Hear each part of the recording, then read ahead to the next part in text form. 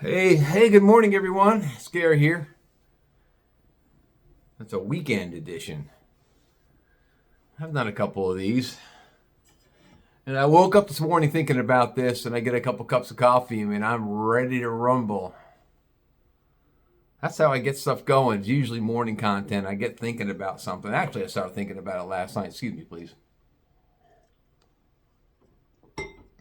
Title of the video is called Communication Breakdown. Well, it's going to be a good one. This one's going to be a doozy. Back in 1969, there was a band called Led Zeppelin. A great band. I'm sure everyone listening to this has heard of Led Zeppelin. They had a great tune. It was called Communication Breakdown. Listen to the lyrics. I know. For me personally, I love lyrics. When I listen to a song, I listen to if I'm listening to a tune, I just don't listen to the music. I want to hear what they have to say. Because a lot of songs, man, there are a lot of songs from male and female artists. The ones that are the best ones are the love songs and the torch songs. That's the opposite of a love song is a torch song. A torch song is that you got broken up with, and that's called a torch song. In case you don't know what that means. You ever hear the term torch song? Now you know. Love songs, torch songs. Anyway, we're not talking about that. I'm just breaking it down for you. So, communication breakdown. Well, communication has always been a task. As far as I know, since I was a kid. I was born in 1960. So I don't know who I'm talking to, who I'm communicating with, but I'm talking to somebody who's within inside of my age range, between age 45 and 65, right in there. Back when there were still answering machines. That's still when you call someone, you got a voicemail. And it was generally, the voicemail was definitely a text, not a text. A voicemail was basically an answering machine that had a little cassette in it, and you recorded, on an answering machine. That's how I started communicating with answering machines. Actually, before there was dial phones, but that was before I started dating, and that was back in the 60s and 70s, and there was no answering machines at all. So let's fast forward to the present day, 21st century. But before I go into that, there's always been a communication breakdown between men and women, men and women, trying to communicate, trying to see eye to eye, trying to get on the same page, whether it be in a relationship with a business relationship, whether it be in a family relationship, whether it be in a dating relationship, a marriage relationship, a partnership in a business relationship. I think I already said that. There's always been a communication. You could hear inflection. A verbal communication, you could express inflection. You could hear inflection in a talking back and forth. That's called inflection. You can hear emotion. You can see facial expression. You can understand. You understand the emotion of someone when you're talking to them, of how they feel in the conversation, in the argument. In lovemaking, in hate, in love and war, you could hear it. You could see it, whether it's on TV or face to face. I prefer communication face to face. That's just me, because I'm a communicator. That's my big thing, communication. Communication. Whether it's in a girlfriend, or whether it's with a partnership at work, whether it's with big business, whether it's just with a buddy, whether it's with a neighbor. Communication. Back and forth, communication. That's the smartest way. That's the safest way. That's the most responsible way. There's the key word, responsible. Mature and responsible way. Now let's fast forward to 21st fucking century. The creators of, and I don't have my phone, I'm recording this. Hold on, let me get this.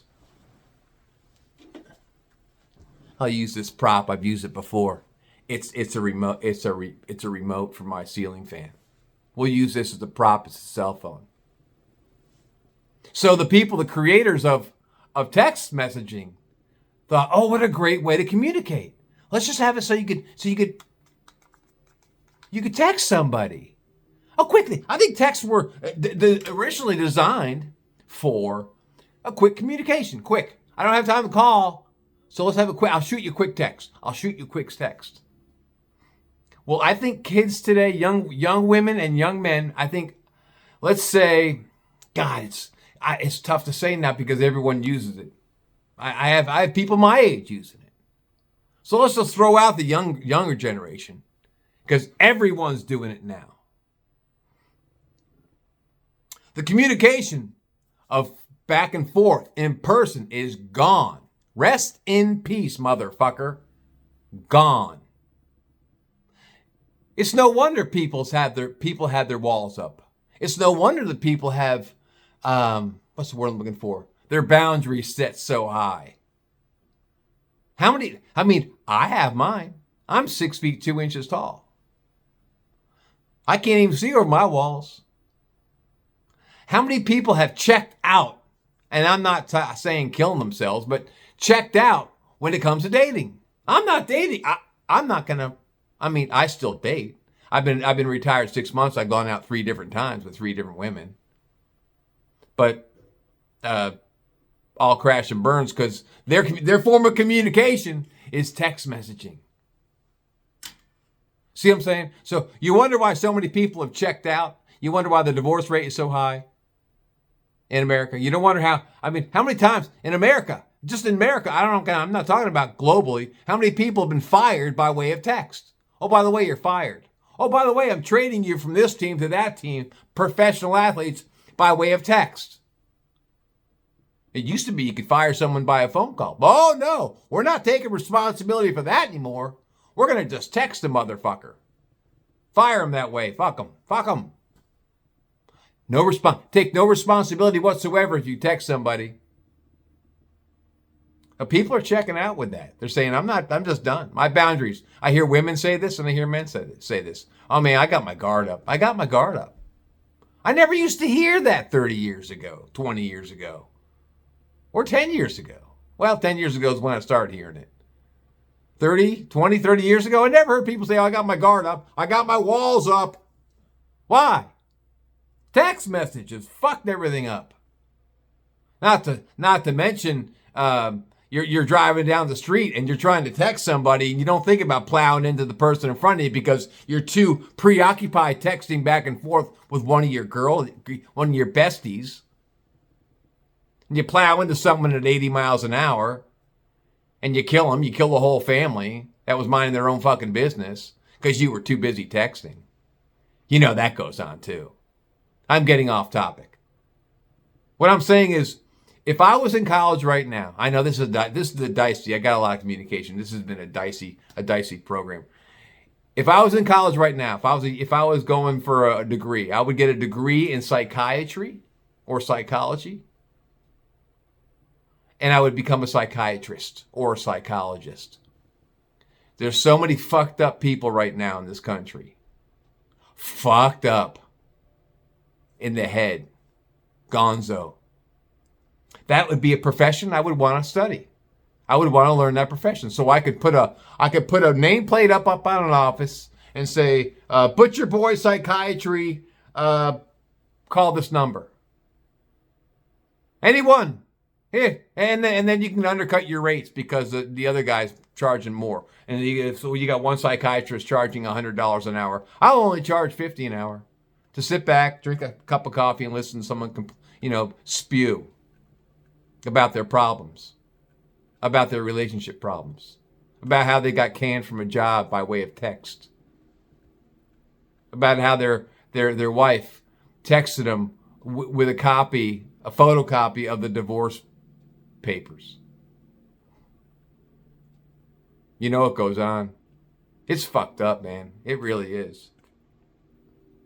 I mean, that's so much content here. I'm getting all over the board. But I mean, you wonder how many times. I'm going to give you a quick example. We'll go back to that in a minute. I dated a girl 2 years ago. A woman.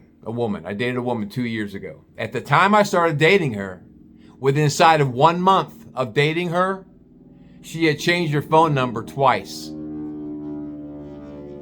And she gave me new numbers 2 different times. And I asked her, so why are you changing your phone number? Oh, well, I'm just trying not to talk to someone else. And this is my some guy I was talking to before I met you, and he keeps on bugging me. And then a month later, into our second month of dating, she changes her number again, saying, there's, my ex so-and-so down the away. These are all these guys that had these, So she was obviously cheating on me, but I liked her, so I just overlooked it. Or maybe she wasn't cheating on me. Maybe she had a side piece while she started dating me, because we weren't committed yet. We didn't have a commitment yet. But in the time I dated her, when in the beginning of dating her, because we dated about 7 months, she changed her number twice. So that's what's happening. So let's just put that aside, because she was a psychotic bitch. So let's just put that aside. Glad that thing's over. Let's just say, how many people instead, you break up with someone by texting, or you break up with, you divorce someone by texting, or you fire someone by texting. You change your number. First thing you do is you block that person so they can't communicate back with you. They can't give you a rebuttal text because you don't want to hear it. Because you don't want to take responsibility for your actions. That's what it comes to. You don't want to take responsibilities for your lack of communication. So you block them, and then you change your number, and then you call your cell phone carrier and say, "Give me a new number." They don't care. Sure, here's your new number. You're free. You're free. Then what do you do if they find out where you live? Then you got another can of worms, and you got to get restraining orders. Or if it's a business, you got to get a restraining order. So that person can't come near my business. They can't come in here guns a-blazing. God forbid. People got to, and people, I dated someone a couple of years ago, different person. I would have a one-on-one conversation with them. We would have lunch, or we'd be out on a date, or we'd be on a dinner date, or we'd be out doing something. And if I wanted to talk about something important that meant something to me, I'd have a one-way conversation with a stone cold face. She was just looking at me, taking it all in. Wouldn't give me her rebuttal.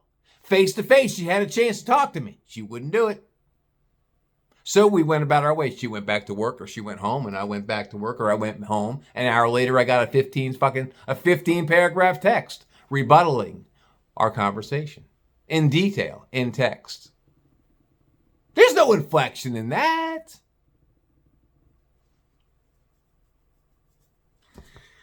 I'm having this conversation with everyone listening today because there's a reason why people are staying single. I've talked about it in other episodes, and I'm just saying text messaging is the end all. Text message is the death of communication in America. Worldwide, I'm sure.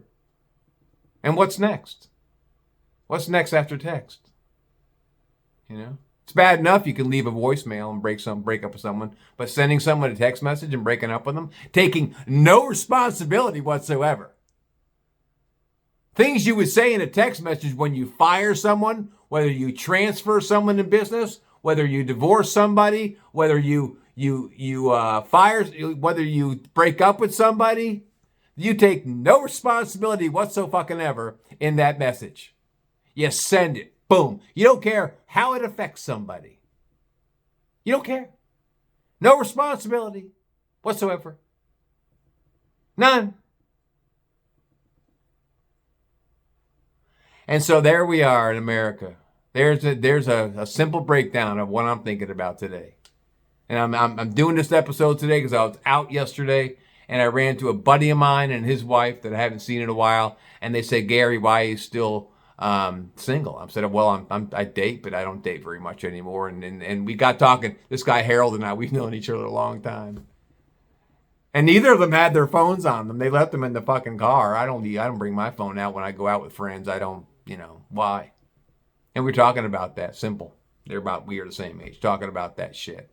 How it's destroyed Western civilization. Text messaging. I've been on 3 dates since I've been retired. Every single one of them, they carried their little diaper, their little security blanket, their text, their phone on the date. When they do that, it's not going to be but there won't be a date number 2. Because I won't tolerate that shit. So there's my boundaries. There's my wall. I'm happy single.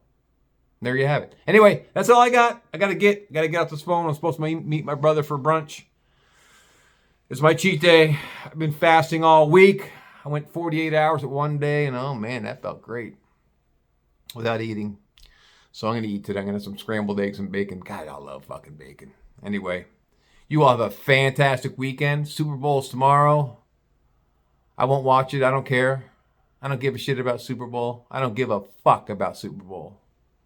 And I'm not going to predict who's going to win. I don't care who wins. I don't give a shit. I've given up on professional sports. I think I've talked about that. Fuck it. Fuck them all. Anyway, y'all have a fantastic day. Take care of yourselves and each other. Do something other than watch the Super Bowl and do something with your family. Take them out for ice cream. Have a fantastic day. Peace out.